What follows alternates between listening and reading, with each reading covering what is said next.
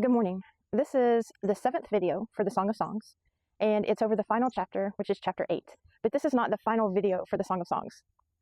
There will be one more video, a final video tomorrow for the Song of Songs. So let's start chapter 8, verses 1 through 4, as I'm getting snuck up on by my cat. If only you were to me like a brother who was nursed at my mother's breast. Then if I found you outside, I would kiss you, and no one would despise me.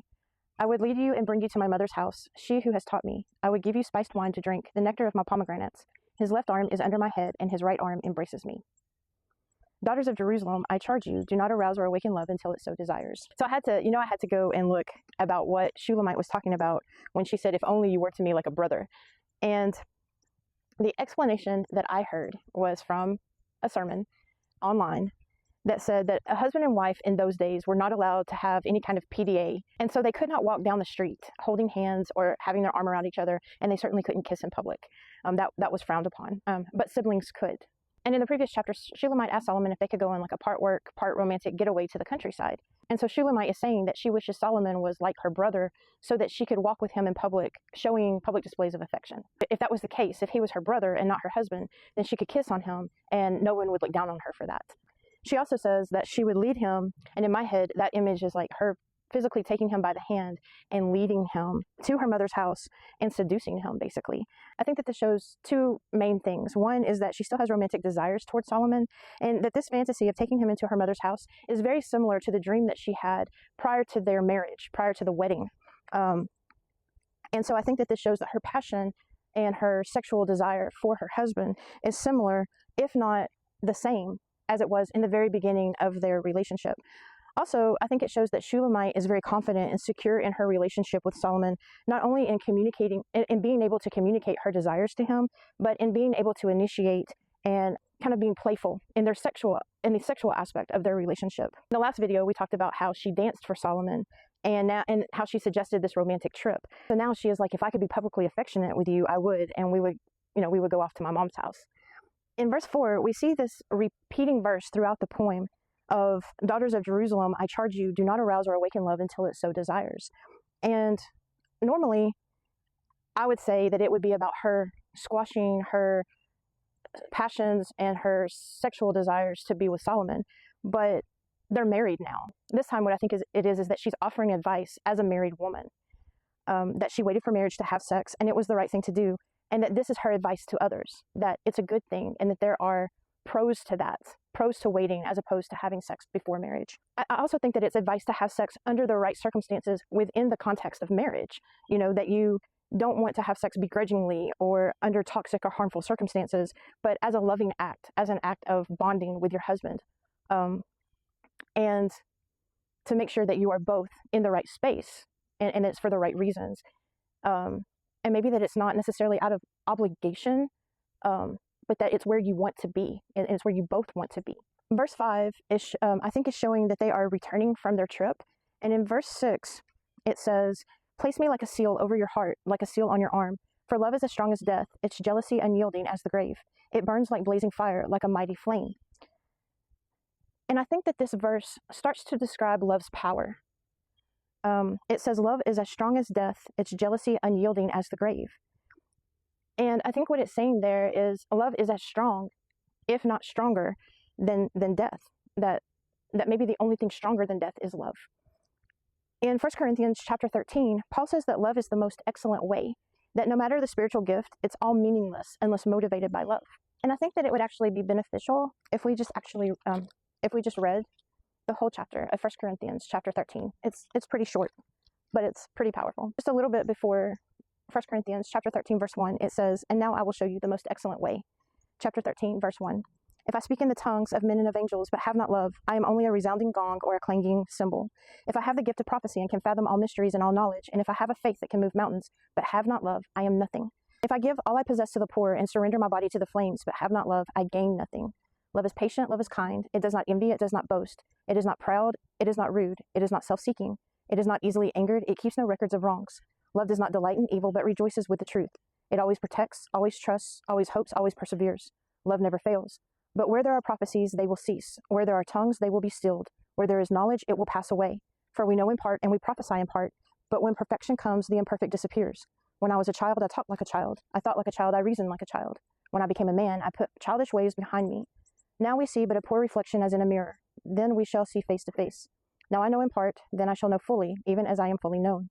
And now these three remain, faith, hope, and love. But the greatest of these is love. And in Song of Songs, chapter 8, verse 6, love is shown to be like a blazing fire, like a mighty flame that's all-consuming. Like when you hear of a blazing fire, it consumes everything in its path. And that's what this says. It burns like blazing fire, like a mighty flame. So it's all-consuming.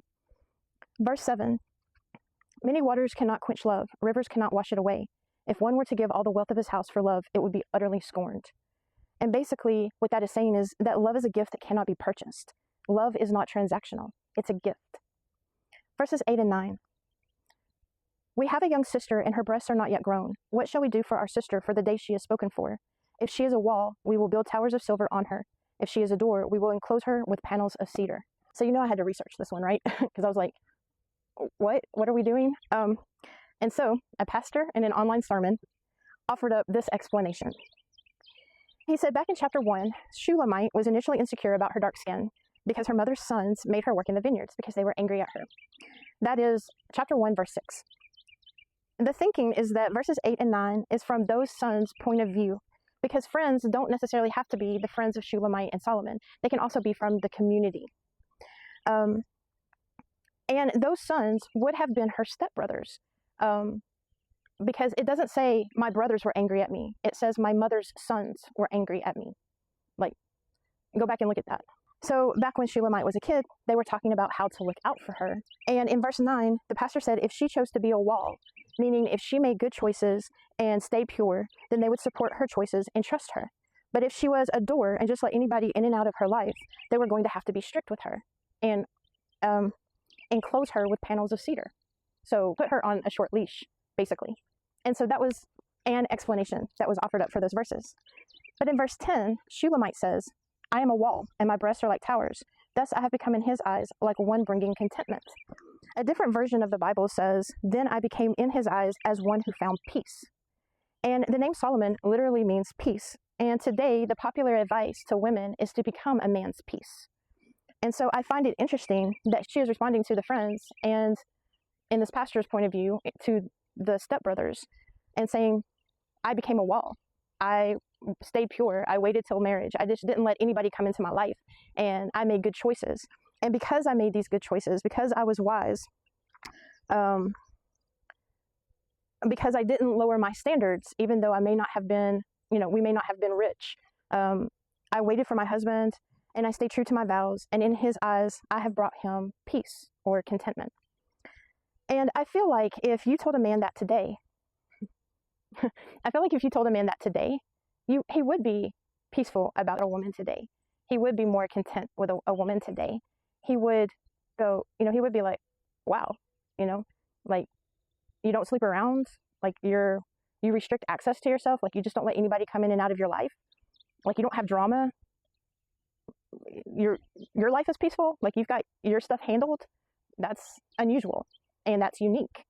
And I feel that that's what Solomon was saying in the previous chapters when he called Shulamite unique and the favorite of her mothers, that he saw something special in her. Verses 11 and 12.